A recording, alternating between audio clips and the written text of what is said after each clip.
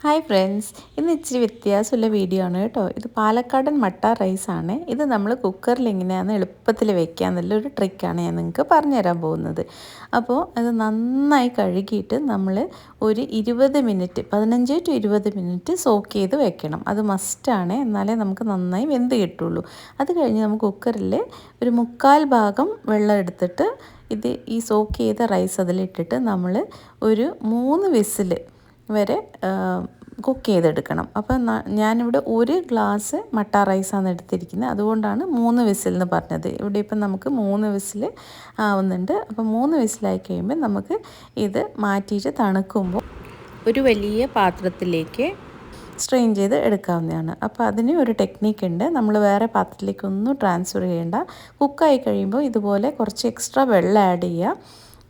അത് കഴിഞ്ഞിട്ട് നമ്മുടെ ഈ മൂടിയുടെ ഗ്യാസ്കറ്റ് അങ്ങ് മാറ്റുക.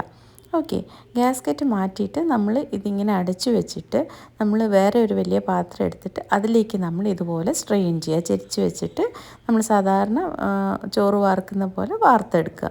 അപ്പോൾ നമ്മൾ പുതിയതായിട്ടൊരു പാത്രം ഇതിലേക്ക് ട്രാൻസ്ഫർ ചെയ്യുക ഒന്നും ചെയ്യേണ്ട ആവശ്യമില്ല. എളുപ്പത്തിലാണ്, നിങ്ങൾക്കൊരു ഡൗട്ടും വേണ്ട. അതാ നല്ല പാകത്തിന് ചോറ് വെന്തിട്ടുണ്ട്. ഞാൻ നിങ്ങൾക്ക് ഇതിൻ്റെ വേവ് കാണിച്ചു തരാം. അപ്പോൾ ഒരു തവി എടുത്തിട്ട് കാണിക്കുമ്പോൾ നിങ്ങൾക്ക് കുറച്ചും കൂടി ക്ലിയറായിട്ട് കാണും. ചോറ് ഒട്ടുമോ അങ്ങനെ ഒന്നും ഉണ്ടാവില്ല. അതുപോലെ വേവാണ്ടും നിൽക്കില്ല. സോക്ക് ചെയ്യുന്നതുകൊണ്ട് നല്ല പാകം വേവ് വരും.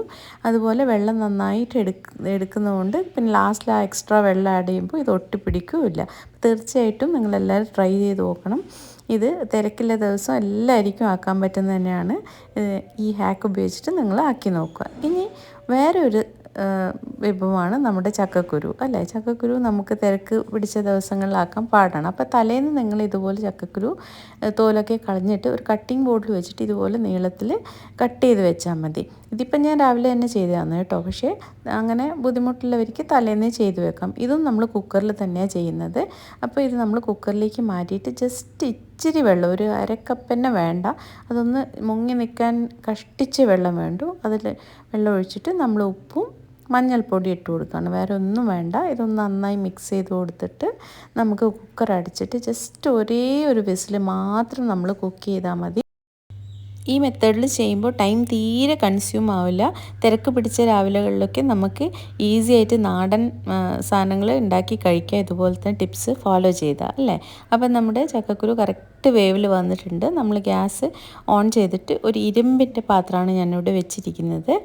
ഇതിനകത്തേക്ക് നമ്മൾ ഒരു 2.5 to 3 ടേബിൾ സ്പൂൺ വെളിച്ചെണ്ണ ഇതുപോലെ ഇങ്ങനെ തൂവി കൊടുക്കണം. ഫുൾ ഈ പാത്രത്തിലേക്ക് ഇങ്ങനെ സ്പ്രെഡ് ചെയ്ത് കൊടുക്കണം. അത് കഴിഞ്ഞിട്ട് വേവിച്ച ചക്കക്കുരു നമുക്ക് ഈ പാത്രത്തിലേക്ക് ഇതുപോലെ സ്പ്രെഡ് ചെയ്ത് കൊടുക്കാം. ഞാനിവിടെ ഒരു അരിപ്പ കയ്യിൽ വെച്ചിട്ടാണ് എടുക്കുന്നത്. സോ ദാറ്റ് അതിലുള്ള വെള്ളമൊക്കെ ഒന്ന് സ്ട്രെയിൻ ആയിട്ട് വരും. അപ്പം നമ്മൾ ഈവൺ ആയിട്ട് ഈ പാത്രത്തിലേക്ക് ഇതുപോലെ സ്പ്രെഡ് ചെയ്ത് കൊടുക്കുക. ഇനി അത് അവിടെ കിടന്ന് നല്ല ചൂടിൽ നല്ല ഫ്രൈ ആയി വന്നോളൂ. അപ്പോൾ ഇത് കുറച്ച് സമയം ഇതുപോലെ കുക്കാവുമ്പോൾ നമ്മളൊരു ചട്ടം ഉപയോഗിച്ചിട്ട് നമുക്കിത് തിരിച്ചിടാം. അപ്പോൾ 2 സൈഡും ഈക്വലായിട്ട് ഒരുപോലെ ഫ്രൈ ആയി വരും. ഇതിൽ വേറെ പ്രത്യേകിച്ച് ഒരു പണിയുമില്ല. നമ്മൾ ജസ്റ്റ് കുക്കറിൽ ഇത് വേവിച്ചെടുക്കുക എന്നുള്ളേ ഉള്ളൂ. അത് പെട്ടെന്ന് തന്നെ ആവും. സോ ഇങ്ങനെ നമുക്ക് എളുപ്പത്തിൽ കുക്കറിൽ ചോറും അതുപോലെ തന്നെ ഈ ചക്കക്കുരു ഉപ്പേരി കൂടുതൽ വേവ് ഇതുപോലത്തെ വിഭവങ്ങളൊക്കെ പെട്ടെന്ന് റെഡിയാക്കാൻ പറ്റും. അപ്പോൾ നിങ്ങളെല്ലാവരും എന്തായാലും ഒന്ന് ട്രൈ ചെയ്ത് നോക്കണം. ഇത് നല്ല ടേസ്റ്റി നാടൻ സാധനങ്ങളാണ്. അപ്പോൾ നമ്മളെ സിറ്റി ലൈഫിലുള്ളവർക്കൊക്കെ എളുപ്പത്തിൽ തയ്യാറാക്കാൻ പറ്റുന്നതാണ്. അപ്പോൾ ഇതുപോലെ ഒരു സെർവിങ് പ്ലേറ്റിലേക്ക് ഞാനിത് ട്രാൻസ്ഫർ ചെയ്യുന്നുണ്ട്. തീർച്ചയായിട്ടും രണ്ടും ചെയ്ത് നോക്കിയിട്ട് ഇഷ്ടപ്പെടുകയാണെങ്കിൽ ലൈക്ക് ചെയ്ത് കമൻറ്റ് ചെയ്യാൻ മറക്കരുത്. താങ്ക്